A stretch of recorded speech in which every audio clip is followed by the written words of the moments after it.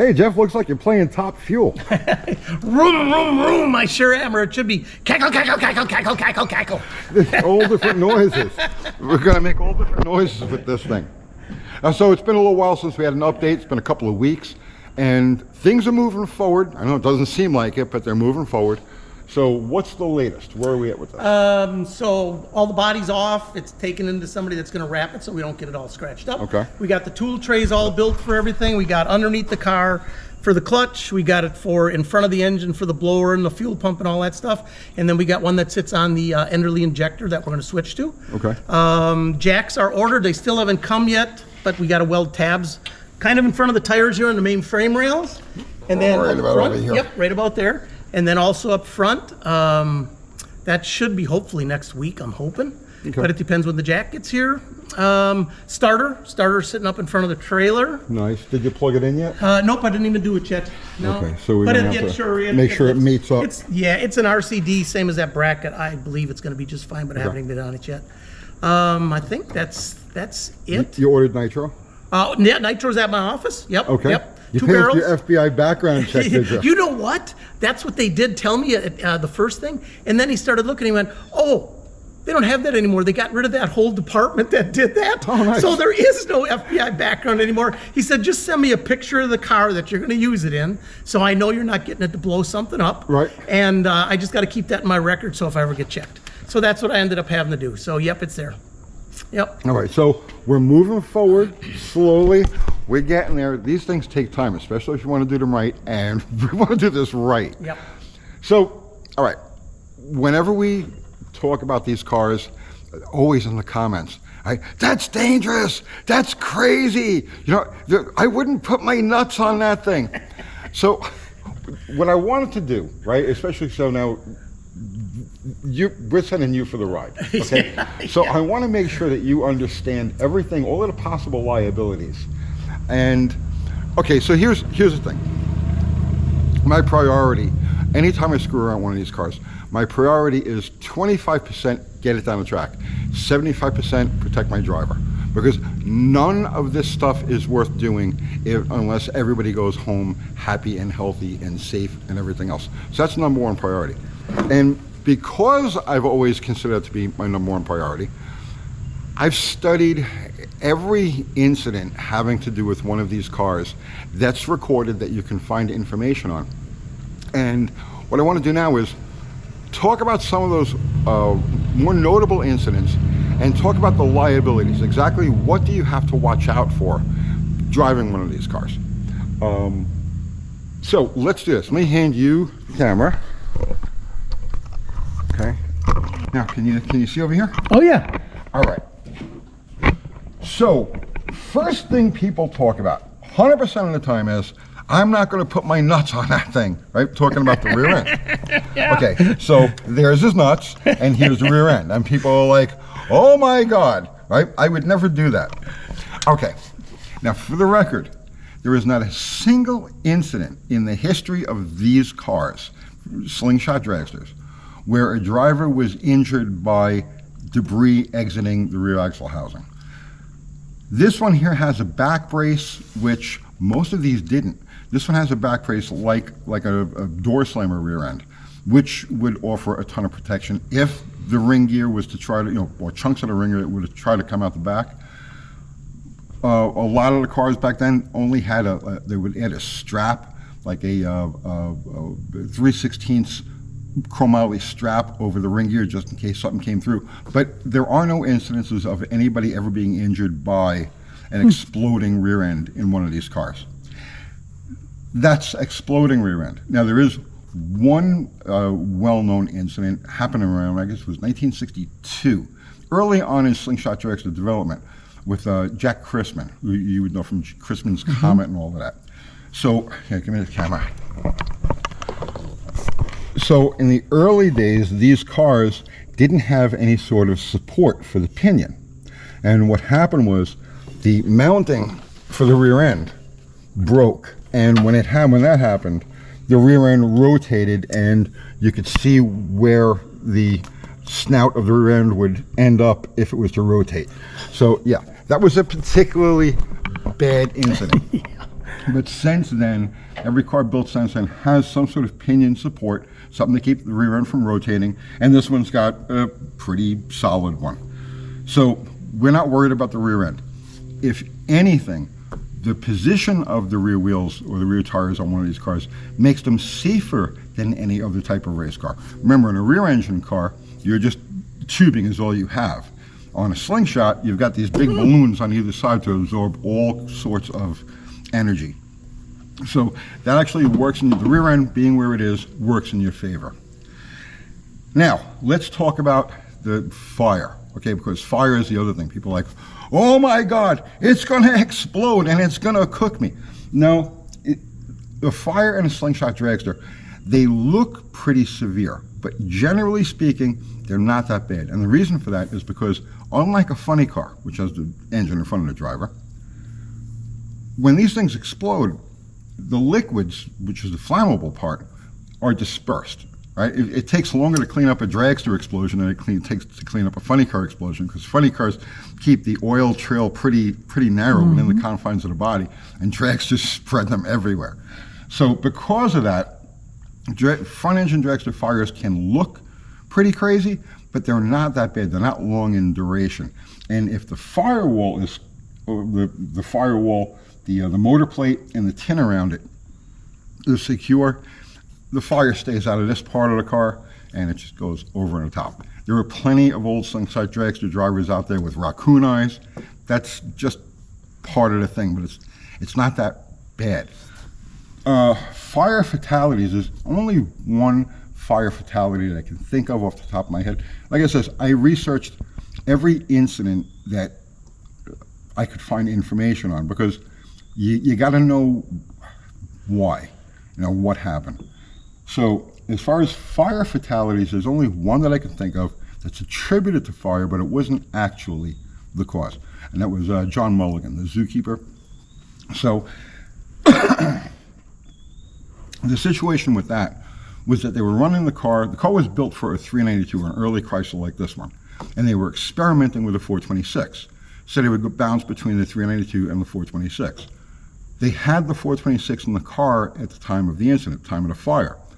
But it didn't fit, the firewall or the motor plate and everything wasn't as, let's say, fire safe or liquid safe as it could have been, because they were bouncing back and forth.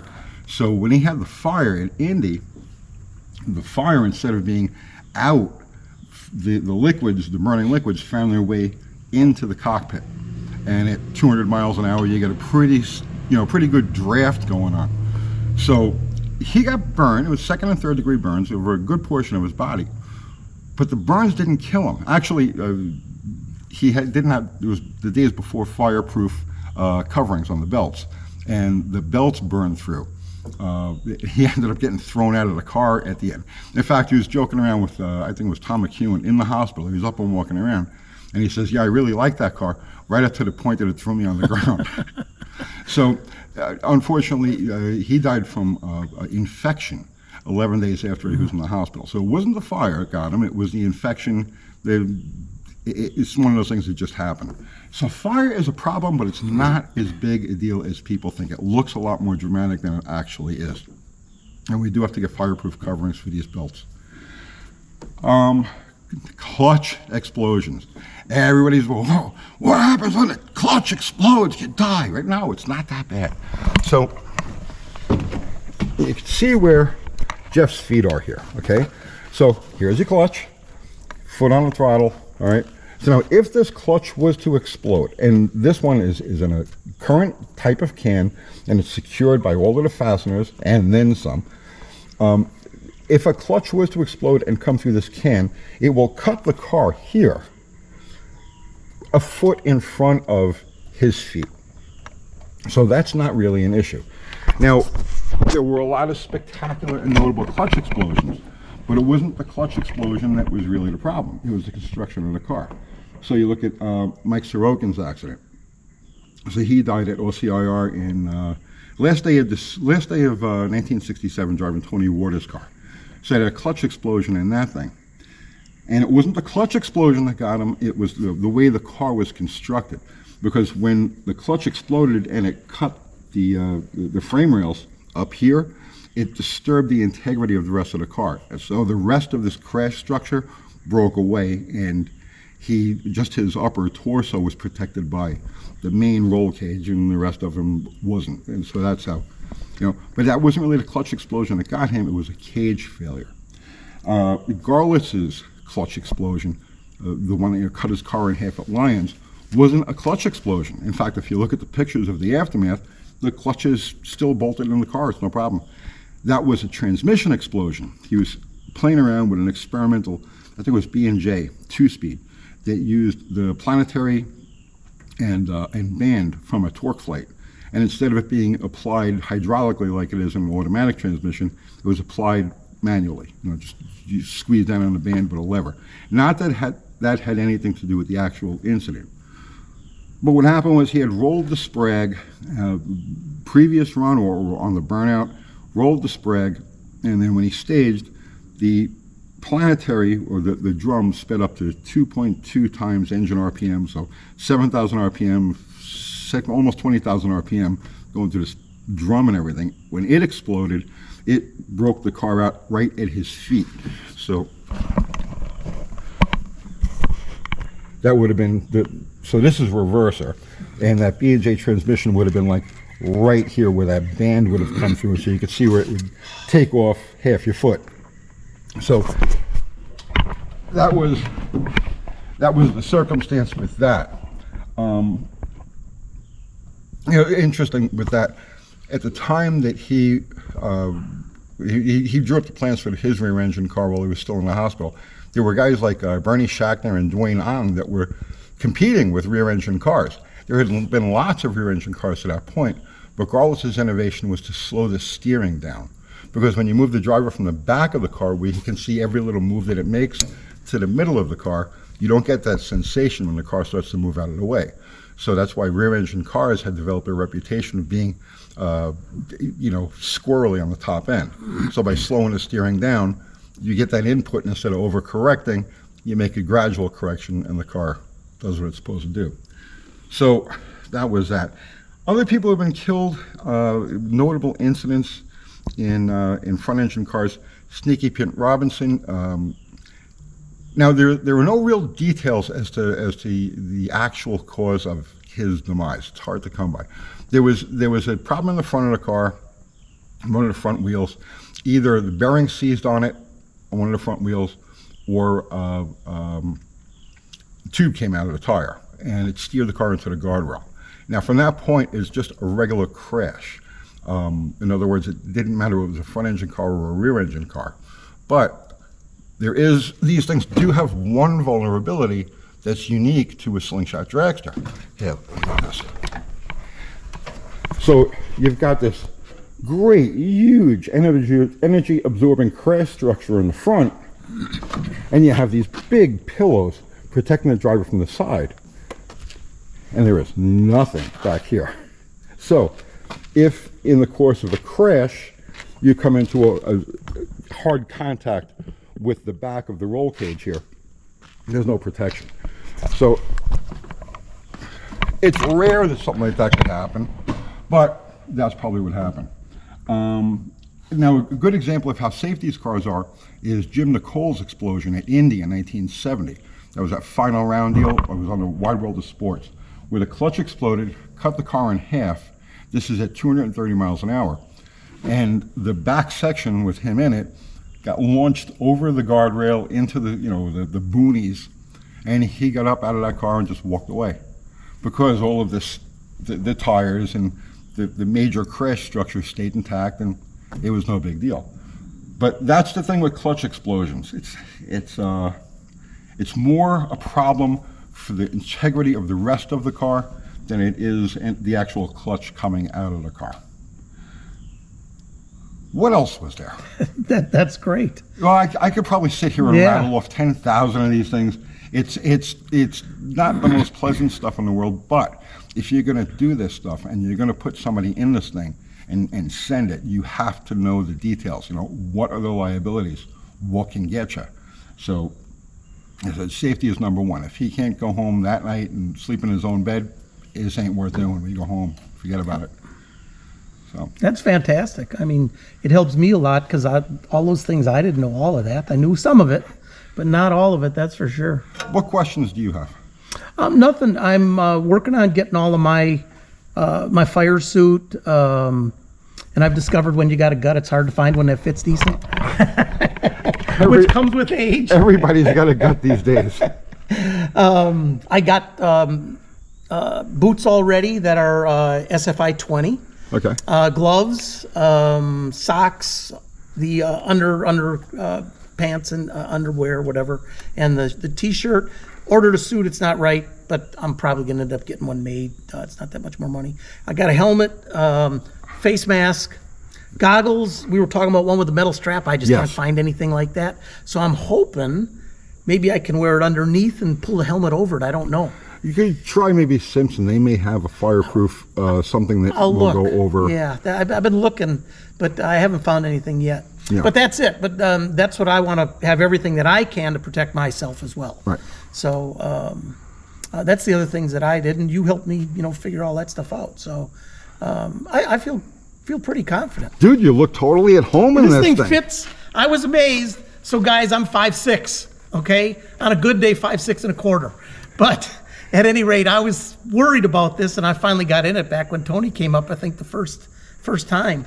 And I crawled in it, and this thing's made to fit me. Yeah. So somebody short drove this thing. No, it's perfect. That's It's for perfect. sure. Because anymore, your knee's going to be up in the wheel and the brake and everything. No, everything's great. So I'm super happy. We were just talking, he was watching some old videos of mine, and we were just talking about my fuel altered and how I did brain damage to myself. You can see how much room there is between the top of his head and the roll cage over here. Well, on my fuel altered, I never tried the car on wearing a fire suit and all the other stuff, right? So when I got in the car for the first time wearing everything, I found it didn't fit underneath the roll cage. And actually I had to have two people shove me under. And then when I would hit the throttle, I go blind. Now, it was a long story. I did a video on this, didn't I? Yeah, you were did. saying you watched it. Yeah, I watched it this weekend.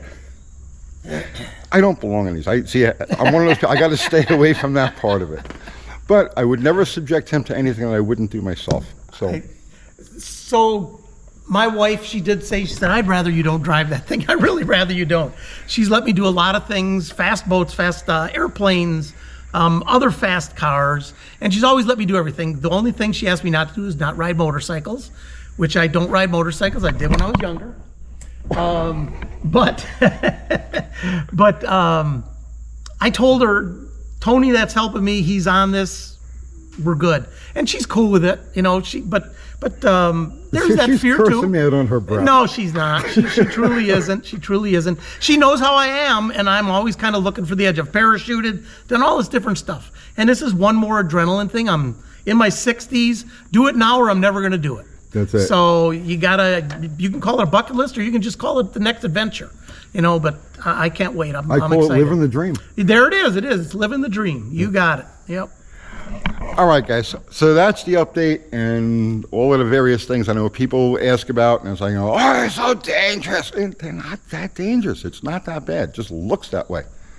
All right. So another couple of weeks before we're... Yeah, hopefully we'll get the jacks next week. As soon as I get them, I'll get those chassis tabs put on it. And as soon as that's done, I'm ready to bring it down to you whenever you're ready. Okay. Odds are we're probably going to run out of year before we actually get to make runs with this thing. But we will be, I'm sure, before the end of this year, before it gets cold, we'll be able to at least tear it down, go through the engine and the clutch and everything else, and then at least, warm it up, maybe do a couple of chirpies here or at my shop, doesn't make any difference, and before we take it to a track, just to make sure everything's going to function. Yeah. So that'll happen before the end of this year, but it's not likely at this point that we're going to actually I can't talk. You've been talking solid a long time. You're doing great. We're probably not going to be able to see any actual track action this year. That's going to have to wait until the winter breaks. But we're moving forward. I want to say one more thing. Yes. So this is not all because of Tony that we're delaying. I'm traveling almost all October. I got another business to run, everybody. That's how I can do this stuff. But I'm going to be out of town all October. I was out of town half of this month. So it just takes time. And I want to be involved in a lot of the work on it. Yeah. So I know how this thing goes together and all that inside. So that a lot of delays me. So not Tony. I'll bet you the hook gets under his skin really hard, and then this thing is all updated and whatnot for Nostalgia Top Fuel by this time next year. I guarantee. First time he sticks his foot in this thing, he's gonna be like, "Yes, let's do this." Yeah, and then I say, "See ya." Yeah, I can see it. I taught you everything I know. There you go. All right, guys, that's the update, and I'll see you tomorrow. Later.